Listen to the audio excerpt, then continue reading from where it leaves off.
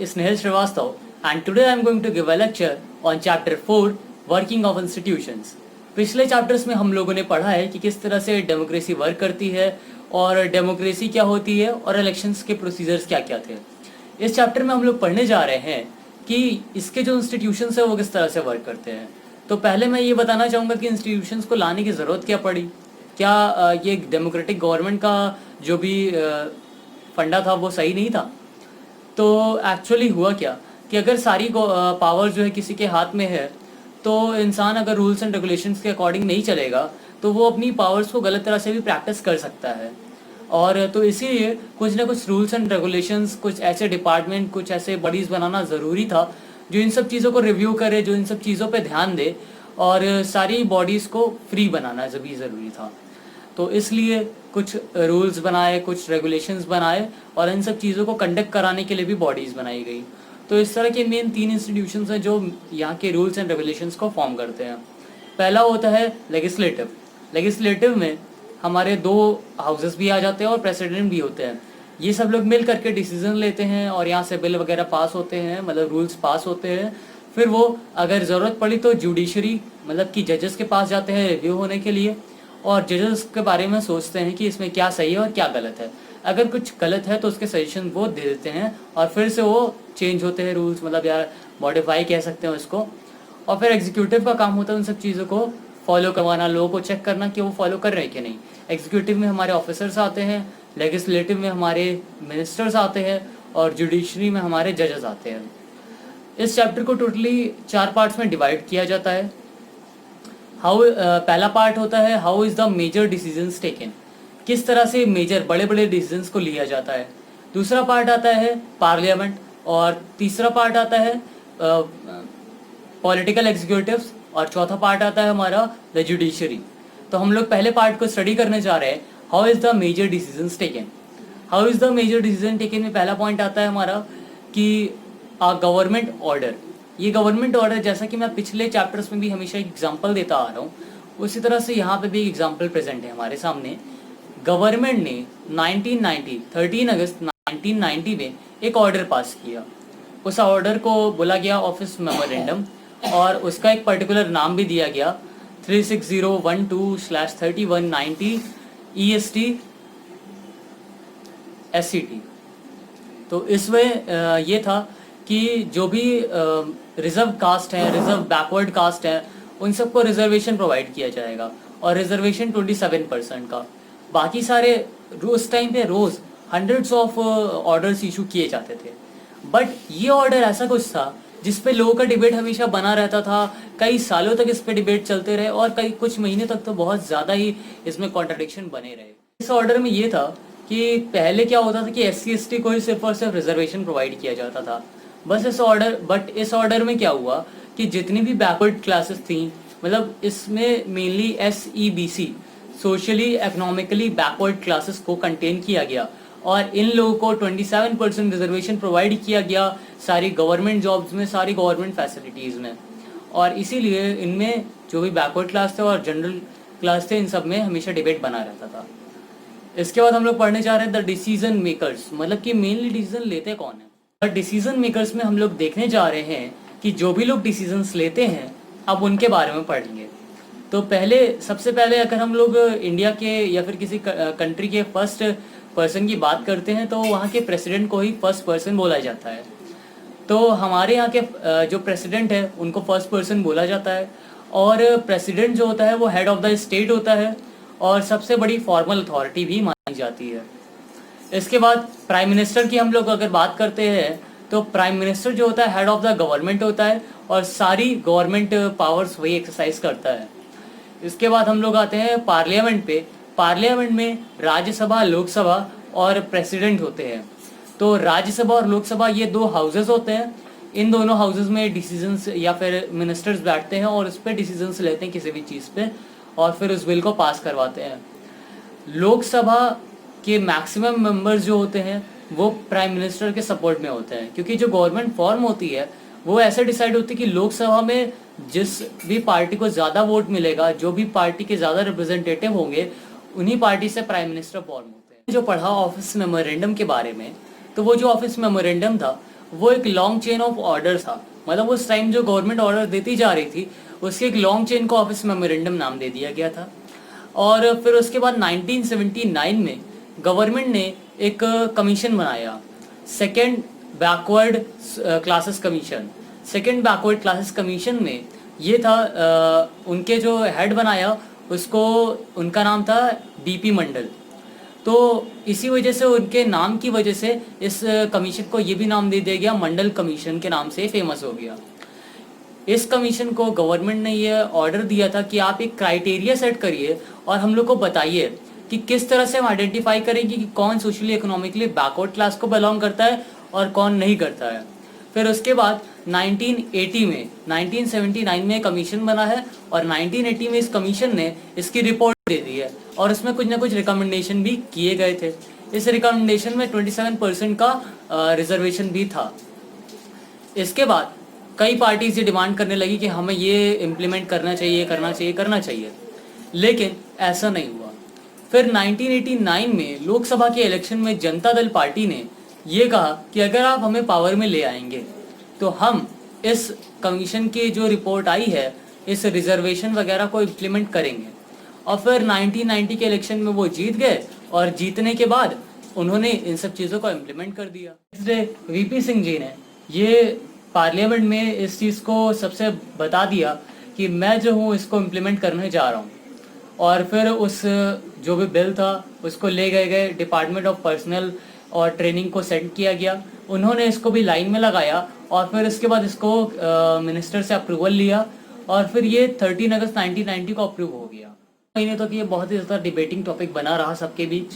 कुछ का कहना था कि ये कास्ट में जो है डिफरेंसेस पैदा कर देगा, कुछ का कहना था कि जो अच्छे पढ़ने लिखने में लोग हैं, जिनकी क्वालिफिकेशन ज़्यादा है, उन लोगों को भी कम जॉब मिलेगी और जो कम पढ़े लिखे लोग हैं बैकवर्ड क्लासेस में उनको अच्छी जॉब मिल जाएगी। ये एक तरह से डिस्क्रिमिनेशन प्रोड्यूस करने का तरीका है, ऐसा उन लोगों का कहना था। फिर कई लोगों ने सुप्रीम कोर्ट में इसके अगेंस्ट केस किया। फिर बहुत ज़्यादा केसेस होने के बाद सुप्रीम कोर्ट ने सबके केसेस को एक साथ बंच कर दिया और इसको नाम दे दिया Indira Sahni and other versus union of India case. फिर 1992 में फाइनली वही डिसीजन होता है कि हाँ, ये रिजर्वेशन सबको मिलना चाहिए क्योंकि वो बैकवर्ड कास्ट को बिलोंग करते हैं। साथ ही साथ सुप्रीम कोर्ट ने ये गवर्नमेंट को ऑर्डर दिया कि आप अपने जो ऑर्डर है उसमें मॉडरेशन करें और उसमें जो लोग अच्छा काम कर रहे हैं, जो लोग अच्छे हैं, अच्छी फैमिली को बिलोंग करते हैं, उनके लिए उनको बैकवर्ड कास्ट से हटा दिया जाए और उनको जो है रिजर्वेशन प्रोवाइड ना किया जाए। फिर उसके बाद डिपार्टमेंट ऑफ पर्सनल ने इसको मॉडिफाई किया और सितंबर 8, 1993 में फिर ये नए रूल को भी पब्लिश कर दिया, नए मेमोरेंडम को भी पब्लिश कर दिया। इसके बाद हम लोग बात करने जा रहे हैं नीड फॉर पॉलिटिकल इंस्टीट्यूशन। ये बहुत ही ज़्यादा एक अच्छा टॉपिक है समझने के लिए आप लोगों के। इस टॉपिक में ये बताया गया है कि हमारे यहाँ जो इंस्टीट्यूशन है उसकी नीड क्या है, गवर्नमेंट का काम क्या होता है। लोगों को फैसिलिटीज़ प्रोवाइड करना, लोगों को हेल्थ प्रोवाइड करना, लोगों को एजुकेशन प्रोवाइड करना, ये सब काम गवर्नमेंट के होते हैं। बट साथ ही साथ इसके साथ में एक बहुत बड़ा काम होता है गवर्नमेंट का कि लोगों के लिए ऐसे रूल्स बनाना जो कि सबके लिए इक्वल हो, सबको इक्वालिटी प्रोवाइड करते हो। तो इसके लिए तीन इंस्टीट्यूशंस बने हुए हैं, पार्लियामेंट, जुडिशरी और एग्जीक्यूटिव। जैसा कि मैं पहले ही बता चुका हूँ, पार्लियामेंट का काम होता है कि कोई भी रूल मेक करना, जुडिशरी का काम होता है कि अगर रूल जो भी बन रहा है उनको रिव्यू करना और सजेशन देना, या फिर अगर रूल कोई फॉलो नहीं कर रहा है तो उसके अगेंस्ट उसको पनिश करना। और एग्जीक्यूटिव का काम होता है कि ये सब चीज़ें देखना और सबको इम्प्लीमेंट करवाना। तो लोगों को ये लगता है कि जो इंस्टीट्यूशंस बने हैं इन सब में जो भी काम हो रहा है वो सब काम में बहुत ज़्यादा डिले हो जाता है, बहुत ज़्यादा टाइम लग जाता है। और इतना टाइम लगने से बेटर है कि लोगों को सिंपल सा एक आदमी को सारी पावर दे दी जाए और वो सारे काम कर ले तो लोगों के टाइम बच जाएंगे। लेकिन अगर एक ही इंसान के हाथ में सारी पावर्स दे दी जाएंगी तो वो डेमोक्रेसी थोड़ी सी वहाँ पे हिंडर हो जाएगी। डेमोक्रेसी राइट वो चेंज कर सकता है आराम से और इस तरह से यहाँ पे डेमोक्रेटिक गवर्नमेंट चेंज हो सकती है। तो इसलिए यहाँ पे थोड़ा डीले बेटर है, बट डेमोक्रेसी का यही तरीका ही होता है कि डीले हो जाए बट जो भी रिजल्ट निकले, जो भी रूल बने वो सबके लिए अच्छा होना चाहिए। इसलिए यहाँ पे डेमोक्रेटिक मतलब इस तरह से इंस्टीट्यूशंस को फॉर्म किया गया है। तो यही ज़रूरत है यहाँ इंस्टीट्यूशन बनने की। एक हैंड में पावर होगी तो बहुत ज़्यादा कॉम्प्लिकेशंस हो जाएंगे, एक आदमी सारी चीज़ें कंट्रोल भी नहीं कर सकता इजीली। और अगर सारे इंस्टीट्यूशंस को डिवाइड कर दिया जाएगा तो वो सारे इंस्टीट्यूशंस इंडिपेंडेंटली अपने अपने वर्क कर सकते हैं। बट अगर एक हाथ में पावर है, उसने कोई रूल बनाया है, तो वो कभी भी उस रूल को गलत नहीं कहेगा क्योंकि रूल उसके द्वारा बनाया गया है। बट इंस्टीट्यूशन में रूल किसी ने बनाया है और रिव्यू कोई और कर रहा है, तो वो आराम से दूसरे के रूल को मॉडिफाई या फिर गलत कहने का अधिकार। इसके बाद हम लोग बात करने जा रहे हैं नेक्स्ट टॉपिक पार्लियामेंट की। पार्लियामेंट में हम लोग ये बात करने जा रहे हैं कि क्या पार्लियामेंट हमारे लिए ज़रूरी होता है कि नहीं। एक्चुअली जो प्राइम मिनिस्टर होते हैं, प्रेसिडेंट होते हैं, ये भले कोई भी डिसीजन या फिर कोई भी अनाउंसमेंट पार्लियामेंट में ना करे, बट पार्लियामेंट के जो डिस्कशंस होते हैं वो बहुत बड़ा पार्ट लेते हैं किसी भी डिसीजन को लेने में, चाहे वो डिसीजन कोई भी ले रहा हो। लाइक मंडल कमीशन की अगर हम लोग बात करें, जो कि अभी हम लोगों ने पढ़ा है, तो उस कमीशन में अगर पार्लियामेंट ने सपोर्ट ना किया होता तो क्या होता, वो डिसीजन कभी लिया ही नहीं जा पाता। और जो प्राइम मिनिस्टर होता है वो भी पार्लियामेंट की मेजॉरिटी की वजह से ही बनता है। अगर पार्लियामेंट सपोर्ट देना बंद कर दे तो फिर सारी पावर्स क्या होंगी, खत्म हो जाएंगी। तो ये पार्लियामेंट का मैंने इंट्रोडक्शन दिया कि पार्लियामेंट क्या होता है, जहाँ सारे मिनिस्टर्स होते हैं। अगर स्टेट लेवल की बात की जाए तो उसको लेजिस्लेचर बोला जाता है। पार्लियामेंट में सारे मिनिस्टर्स बैठ करके कोई भी डिस्कशन लेते हैं, उस पर बात करते हैं और फिर कोई आगे फर्दर प्रोसीजर्स होते हैं। तो why do we need a parliament में सबसे पहला पॉइंट ये आता है कि पार्लियामेंट जो होता है वो फाइनल अथॉरिटी होता है। फाइनल अथॉरिटी का मतलब कि इसके पास सारे राइट्स होते हैं किसी भी डिसीजन को लेने के। दूसरा पॉइंट ये आता है कि कोई भी डिसीजन अगर लिया जा रहा है तो वो सारे डिसीजन पार्लियामेंट में ही लिए जाएंगे, और अगर उसको पार्लियामेंट सपोर्ट नहीं कर रहा है किसी डिसीजन को, तो वो डिसीजन वैलिड ही नहीं माना जाएगा, वो डिसीजन कभी बनेगा ही नहीं। थर्ड पॉइंट आता है कि पार्लियामेंट ही कंट्रोल करता है सारी जो भी चीज़ें प्रोवाइड करनी होती है, जो भी गवर्नमेंट से पैसे लेने होते हैं या फैसिलिटीज लेनी होती है, तो उसको पार्लियामेंट ही प्रोवाइड करता है सबको। या फिर अथॉरिटी जो प्राइम मिनिस्टर को मिलती है वो पार्लियामेंट की ही वजह से मिलती है। अगर पार्लियामेंट अपना सपोर्ट करना छोड़ दे तो प्राइम मिनिस्टर की पावर्स खत्म हो जाएंगी। चौथा पॉइंट ये है कि पार्लियामेंट जो होता है वो सबसे बड़ा फोरम होता है जहाँ पे लोगों के इश्यूज के बारे में बात की जाए या फिर नेशन के वेलफेयर की बात की जाए। तो पार्लियामेंट जो होता है, पार्लियामेंट के पास सबसे ज़्यादा पावर होती है किसी भी इशू पे डिस्कशन की और फिर उसको इम्प्लीमेंट करने की। नेक्स्ट पॉइंट में हम लोग आते हैं 2 हाउसेज ऑफ पार्लियामेंट। जितने भी कंट्रीज डेमोक्रेटिक होती है सब में हाउसेस में डिवाइडेड होते हैं उनके पार्लियामेंट। तो जो पहला हाउस होता है वो तो लोगों के द्वारा इलेक्ट होता है, और दूसरा हाउस जो होता है वो कुछ स्पेशल फंक्शंस करता है। वो लोगों के द्वारा इलेक्ट नहीं होते, उसके रिप्रेजेंटेटिव्स, उनको डिफरेंट तरीके से इलेक्ट किया जाता है और वो स्टेट के लिए या फिर अदर बॉडीज के लिए special rules and regulations decide करते हैं। तो जो लोकसभा होता है उसको बोला जाता है हाउस ऑफ द पीपल, मतलब कि लोगों का घर, मतलब कि वहां पे जो लोग भी जाते हैं उनको लोग रिप्रेजेंटेटिव लोग इलेक्ट करके भेजते हैं, तो उसे लोकसभा बोला गया है। और एक होता है काउंसिल ऑफ द स्टेट्स, उसे बोला गया है राज्यसभा। तो 2 तरह के हाउसेस होते हैं। पार्लियामेंट का एक तीसरे मेंबर भी होते हैं हमारे प्रेसिडेंट, बट वो किसी भी सभा के मेंबर नहीं होते हैं। इसीलिए कोई भी बिल आता है, कोई भी रूल आता है, तो उसमें प्रेसिडेंट का साइन होना बहुत ज़रूरी है। तो इस तरह से यहाँ पे पार्लियामेंट की 3 चीज़ें मैंने समझाई कि पहले मेंबर होते हैं प्रेसिडेंट, फिर लोकसभा, फिर राज्यसभा। अब अभी हम लोग ने पहले पढ़ चुका है कि लोकसभा के इलेक्शंस किस तरह से होते हैं, तो हम लोग उस इलेक्शंस के बारे में कुछ बातें और डिफरेंसेस जानने के। तो अब मैं बात करूंगा कि कौन सा हाउस ज़्यादा बेटर होता है या कौन सा हाउस ज़्यादा पावरफुल होता है, लोकसभा या राज्यसभा।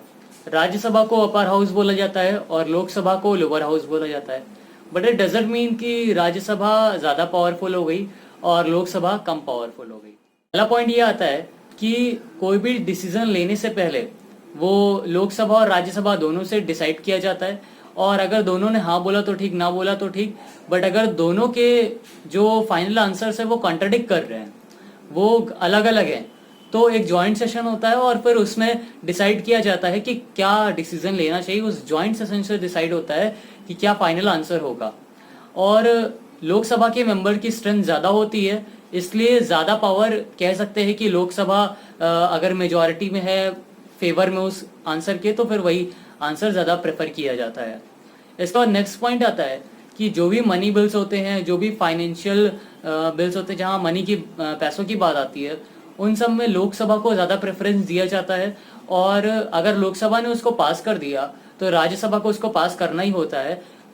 मैक्सिमम डेज तक वो रोक सकता है, तो 14 डेज तक के लिए उस बिल को अपने पास रोक के रख सकती है राज्यसभा, बट फिर उसमें कुछ सजेशन दे सकती है। बट ये लोकसभा के ऊपर डिपेंड करता है, वो उन सजेशंस को माने या ना माने, और फिर राज्यसभा को उसको पास करना ही पड़ता है।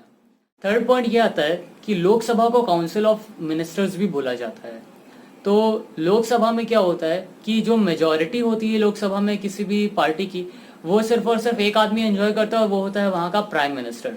अगर मेजॉरिटी ने नो कॉन्फिडेंस इंट्रोड्यूस कर दिया तो वहाँ के सारे मिनिस्टर्स और प्राइम मिनिस्टर को क्विट करना पड़ जाता है। हम लोग बात करने जा रहे हैं पॉलिटिकल एग्जीक्यूटिव की।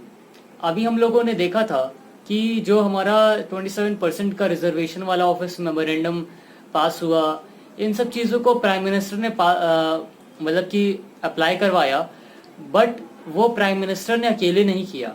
ये सब तभी पॉसिबल हुआ जब वहाँ पे पार्लियामेंट, लोकसभा के लोगों की विश थी, लोकसभा के लोगों का सपोर्ट था, मेजॉरिटी का सपोर्ट था, तब जाके पॉसिबल हो पाया। अगर मेजॉरिटी सपोर्ट नहीं करती तो वो प्राइम मिनिस्टर के लिए भी पॉसिबल नहीं हो पाता।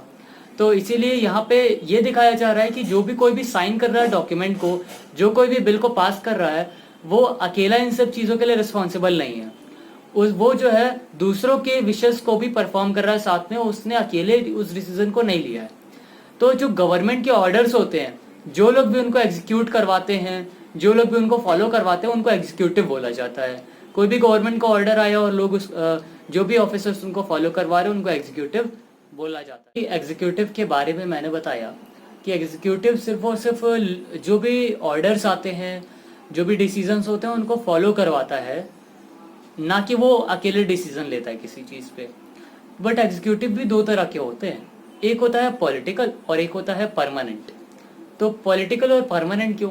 तो पॉलिटिकल जो होता है वो शॉर्ट टर्म के लिए अपॉइंट किया जाता है, उसे लोग इलेक्ट करके बनाते हैं एग्जीक्यूटिव, ठीक है। जो मिनिस्टर्स होते हैं उन्हें पॉलिटिकल एग्जीक्यूटिव बोला जाता है। और एक होता है परमानेंट एग्जीक्यूटिव, जो सिविल सर्विसेज से आते हैं, जो ऑफिसर्स हमारे आते हैं, उन्हें परमानेंट एग्जीक्यूटिव का नाम दिया जाता है। तो यहाँ पे जो परमानेंट एग्जीक्यूटिव होता है, वो सरकार चेंज हो रही है, गवर्नमेंट चेंज हो रही है, बट डजंट मैटर्स, वो अपने टर्म में रहेगा, वो अपने जॉब में रहेगा, वो जॉब करता रहेगा, वो लोगों को सर्व करता रहेगा। बट जो वहाँ के पॉलिटिकल एग्जीक्यूटिव मिनिस्टर्स होते हैं, वो चेंज हो जाते हैं जब गवर्नमेंट चेंज होती है। फिर अब आप लोग के दिमाग में ये क्वेश्चन अराइज हो रहा होगा कि क्या जो पॉलिटिकल एग्जीक्यूटिव होते हैं उनके पास ज़्यादा पावर होती है, या जो सिविल सर्विसेज से अपॉइंट होते हैं उनके पास ज़्यादा पावर होती है? तो कौन ज़्यादा पावरफुल होता है? तो बहुत सिंपल सा आंसर होगा इसका कि जो मिनिस्टर्स होते हैं, ज़रूरी नहीं कि उनके पास, वो जिस भी चीज़ के मिनिस्टर हैं उनके पास उस चीज़ की प्रोफेशनल नॉलेज हो, परफेक्ट नॉलेज हो। बट जो सिविल सर्वेंट्स होते हैं वो उन सब चीज़ में एकदम एक्सपर्ट होते हैं, उनको उन सब चीज़ों की बहुत ही बढ़िया नॉलेज होती है, और उनके पास नॉलेज बहुत ज़्यादा होती है, एजुकेटेड होते हैं। और मिनिस्टर्स में ऐसा नेसेसरी नहीं है। बट फिर भी फाइनल डिसीजन मिनिस्टर को क्यों लेने दिया जाता है? तो आप ये बोल रहे हैं कि हमारी जो कंट्री है वो डेमोक्रेटिक है, और डेमोक्रेटिक कंट्री में जो भी रूल्स बनते हैं वो हमेशा लोगों के विल पे डिसाइड होते हैं, ना कि एजुकेशन के बेसिस पे। तो जो भी सिविल सर्वेंट्स होते हैं उनको, उनसे जो मिनिस्टर है वहाँ के, वो आस्क कर सकते हैं, पूछ सकते हैं कि हमें क्या करना चाहिए, इन पे क्या करे कि यहाँ पे लोगों के लिए प्रॉफिटेबल हो, क्या हो। बट फाइनल जो भी रूल होता है, जो भी रूल बनाता है, जो भी डिसीजन लेता है, वो मिनिस्टर ही लेता है, क्योंकि उसको लोगों का सपोर्ट मिला है। एजुकेशन के बेसिस पर उसको इलेक्ट नहीं किया गया, उसको इस बेसिस पे इलेक्ट किया गया है कि वो लोगों की विशेष को फुलफिल करेगा, इसलिए उसको फाइनल पावर दी जाती है। तो हम लोग बात करने जा रहे हैं prime minister and the council of ministers. मतलब कि जो प्राइम मिनिस्टर होते हैं और काउंसिल ऑफ मिनिस्टर्स होते हैं, हम लोग उनके बारे में बात करने जा रहे हैं। प्राइम मिनिस्टर जो होते हैं वो सबसे ज़्यादा इम्पोर्टेंट इंस्टीट्यूशन होता है हमारे पार्लियामेंट का, हमारे कंट्री का, क्योंकि वो हेड ऑफ द गवर्नमेंट होता है, सारी पावर्स को वही एक्सरसाइज करते हैं। और प्राइम मिनिस्टर को अपॉइंट करने वाले प्रेसिडेंट होते हैं, बट किसी और मिनिस्टर को प्रेसिडेंट अपॉइंट नहीं करते। प्राइम मिनिस्टर एक बार जब इलेक्ट हो जाते हैं तो वो मेजॉरिटी पार्टी के जो भी लोग होते हैं उनको अपॉइंट करने का काम प्राइम मिनिस्टर का होता है। और प्राइम मिनिस्टर का टेन्योर, प्राइम मिनिस्टर का जो कार्यकाल होता है वो फिक्स नहीं होता। वो तभी तक होता है जब लोकसभा के मेंबर्स उसके मेजॉरिटी में सपोर्ट करते रहते हैं, तभी तक प्राइम मिनिस्टर को सपोर्ट मिलता है। उसके बाद उसकी गवर्नमेंट को हटा दिया जाता है। और जो कोई भी मेंबर नहीं होता पार्लियामेंट का वो भी इलेक्ट हो सकता है as a minister, but 6 months के अंदर उसे किसी ना किसी हाउस में इलेक्ट होना जरूरी होता है। और जो हमारा लोकसभा होता है उसके अंदर 60 to 80 मिनिस्टर्स होते हैं। बात करने जा रहे हैं कैबिनेट मिनिस्टर्स की। कैबिनेट मिनिस्टर्स जो होते हैं वो टॉप लेवल के लीडर होते हैं रूलिंग पार्टी के, और काउंसिल ऑफ मिनिस्टर्स के नाम पे सारे डिसीजंस वही लेते हैं। और ये टॉप लेवल रिंग में आते हैं कैबिनेट मिनिस्टर की। इसके अंदर 20 मिनिस्टर्स होते हैं। फिर आते हैं minister of states with independent charge. Minister of states with independent charge में अप्रॉक्स बहुत ही ऐसे मिनिस्टर्स होते हैं वो जो कि छोटे छोटे मिनिस्टर्स के हेड होते हैं, और इन्हें कैबिनेट मीटिंग में तब बुलाया जाता है जब ये स्पेशली इनवाइटेड होते हैं, तभी ये कैबिनेट मीटिंग को ज्वाइन कर सकते हैं। मिनिस्टर ऑफ स्टेट के ये पर्टिकुलर स्टेट्स के मिनिस्टर होते हैं, और इन्हें जो भी कैबिनेट में रूल्स असाइन हुए होते हैं उन सबको फॉलो करना ज़रूरी रहता है।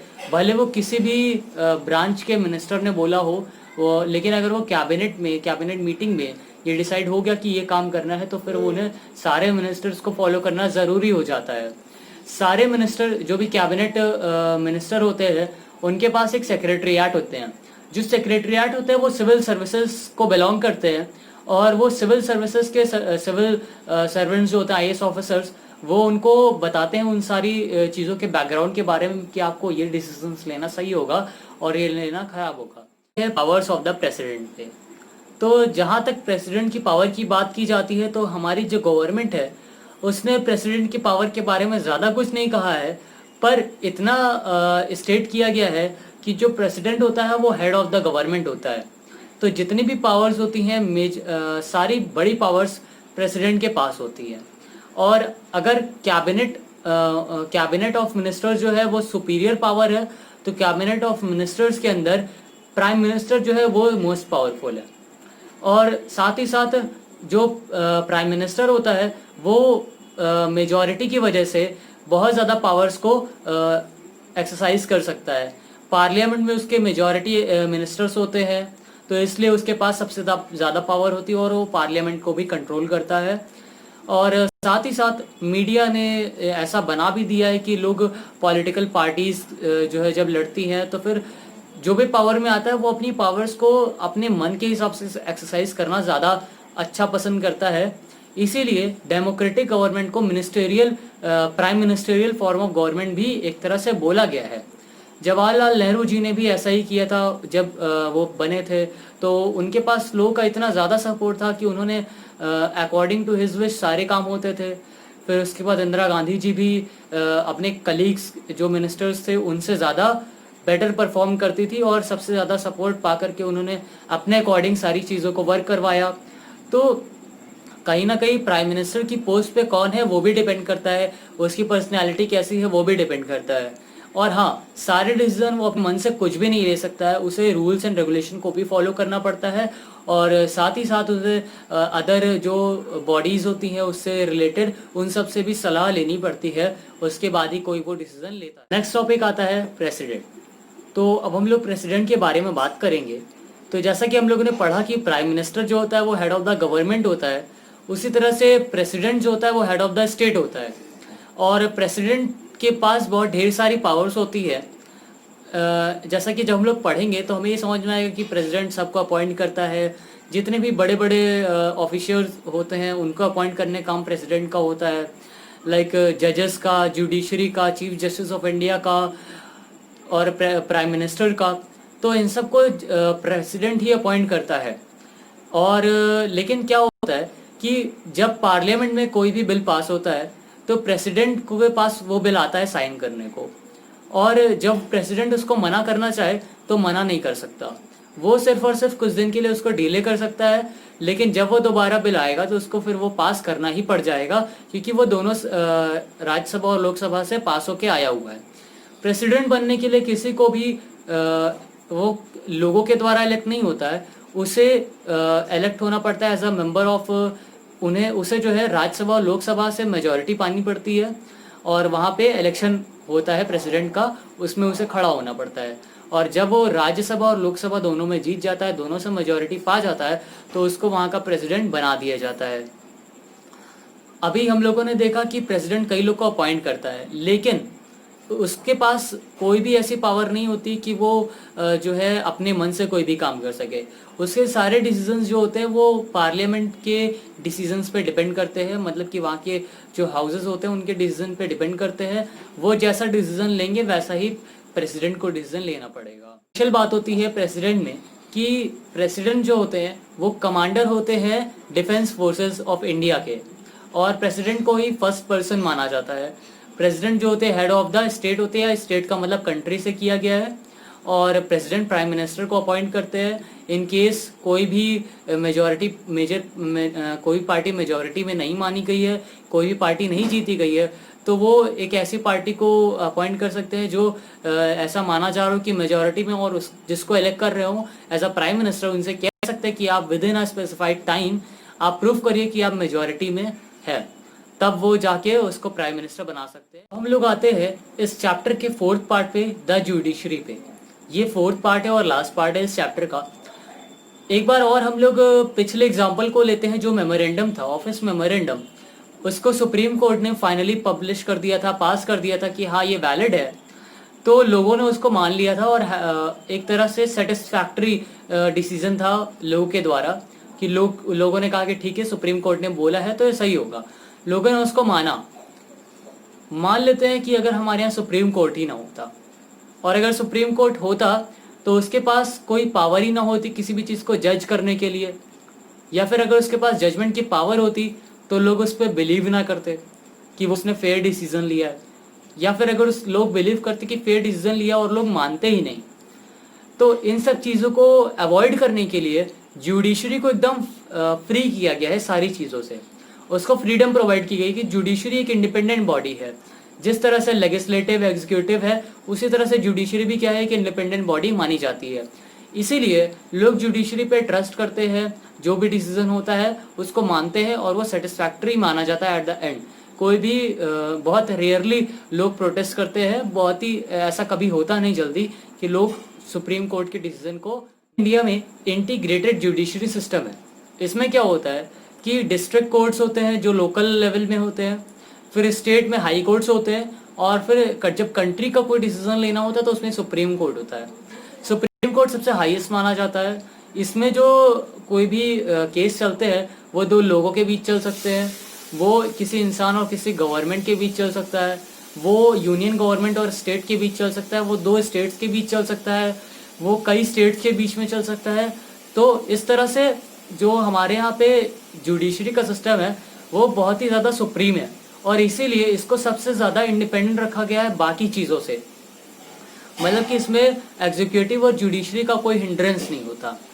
जो यहाँ का जज होता है, सुप्रीम कोर्ट का जज, उसको प्रेसिडेंट अपॉइंट करते हैं, चीफ जस्टिस ऑफ इंडिया को, on the consultation of prime minister.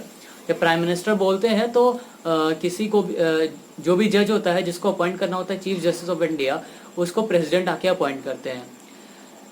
अगर कोई सुप्रीम कोर्ट या हाई कोर्ट का जज बन जाता है तो उसको रिमूव करना वहाँ से एक तरह से इम्पॉसिबल हो जाता है, जैसा कि प्रेसिडेंट को रिमूव करना होता है। और अगर उसको रिमूव करना है तो उसमें जो है 2/3 मेजॉरिटी से पार्लियामेंट के द्वारा वहाँ पे इम्पीचमेंट के थ्रू उसको रिमूव किया जा सकता है। बट ये बहुत ही ज़्यादा रेयरली होता है। अभी तक ऐसा 1-2 बार ही ऐसा हुआ होगा कि किसी भी जज को रिमूव किया गया होगा। और जज को इलेक्ट करने के लिए वहाँ के जो सुप्रीम कोर्ट के जजेस होते हैं, सबसे सीनियर जज और चीफ जस्टिस ऑफ इंडिया, वही इसको इलेक्ट करते हैं। तो इसलिए इसमें कोई भी पॉलिटिकली हिंड्रेंस नहीं किया। जो जुडिशरी ब्रांच होती है, इंस्टीट्यूशन होता है, इसके पास ये पावर होता है कि ये जो कॉन्स्टिट्यूशन है इसको इंटरप्रेट कर सके, बता सके लोगों को, और अगर कोई भी लॉ लेजिस्लेचर के द्वारा गलत तरीके से लिया गया है तो इसको भी मॉडिफाई करने का या इनवैलिड प्रूफ करने का हक भी सिर्फ और सिर्फ जजेस को होता है, जुडिशरी को होता है। अगर कोई एग्जीक्यूटिव गलत काम करे या कोई लेजिस्लेचर असेंबली का कोई मेंबर गलत काम करता है तो उसको भी पनिश करने का हक सिर्फ और सिर्फ जजेस के पास होता है। सबसे एक तरह से कह सकते हैं कि सारे डिसीजंस इस कंट्री के लेने का हक सिर्फ और सिर्फ जजेस के पास होता है। सो यू कैन से कि जजेस के पास जुडिशरी जो है सुप्रीम इंस्टीट्यूशन हो सकता है इस कंट्री का। और यहाँ पे ये चैप्टर फिनिश होता है। I hope you all like my video. अगर आप लोग को ये वीडियो पसंद आया है तो प्लीज़ लाइक करें, शेयर करें और सब्सक्राइब ज़रूर करें। Thank you very much. मिलते हैं नेक्स्ट लेसन।